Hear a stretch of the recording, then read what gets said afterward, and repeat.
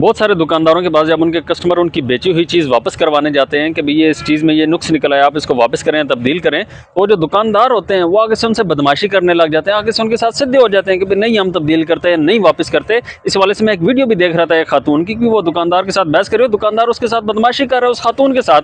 तो मैं तमाम लोगों को बताना चाहता हूँ कि इन दुकानदारों की बदमाशी निकालने का क्या तरीका है। पहले तो मैं तमाम दुकानदारों को एक पैगाम देना चाहता हूं कि भाई आपने अपनी दुकान पर एक तहरीर लिखकर लगाई होती है कि भाई खरीदा हुआ माल वापस या तब्दील नहीं हो सकता, तो ये बिल्कुल गैर कानूनी है। अगर आपकी दी हुई चीज़ में नुक्स निकल आता है तो आप उसको वापस करने के पाबंद हैं। अगर वो उसमें नुक्स निकल आता है कोई भी, तो मैं तमाम लोगों को एक बात बताना चाहता हूँ कि दोस्तों, अगर आप कोई भी चीज़ खरीदते हैं, शॉपिंग करते हैं, जैसे सर्दियाँ लोग बहुत ज़्यादा शॉपिंग करते हैं, शादियों की शॉपिंग करते हैं, लाखों के हिसाब से करते हैं, या फर्नीचर खरीदा है लाखों के हिसाब से, मान लीजिए लाखों ना भी हो, हज़ारों के हिसाब से कोई भी आपने एक कपड़ा खरीद लिया तो उसका कुछ ही दिनों में रंग फेड हो गया, कलर फेड हो गया, जैसे दुकानदार ने उसकी क्वालिटी बताई थी वैसी नहीं निकली, या कोई भी चीज़ में कोई नुक्स निकल आता है, आप उस दुकानदार के पास जाएं, उसको बोलें कि यार इसको वापस करें। अगर तो वो तरीके से वापस कर देता है फिर तो ठीक है, अगर वो नहीं वापस करता तो आपने अपने वकील के जरिए उस दुकानदार को, उस बंदे को लीगल नोटिस भेजना है कि इस चीज़ को वापस करो। 10 दिन का टाइम होता है उसका, अगर तो 10 दिन के अंदर अंदर वो चीज़ पूरी कर देता है, वो डिमांड पूरी कर देता है, वो चीज़ वापस कर देता है, तब्दील कर देता है, फिर तो ठीक है। अगर नहीं करता तो कंज्यूमर कोर्ट में उसके खिलाफ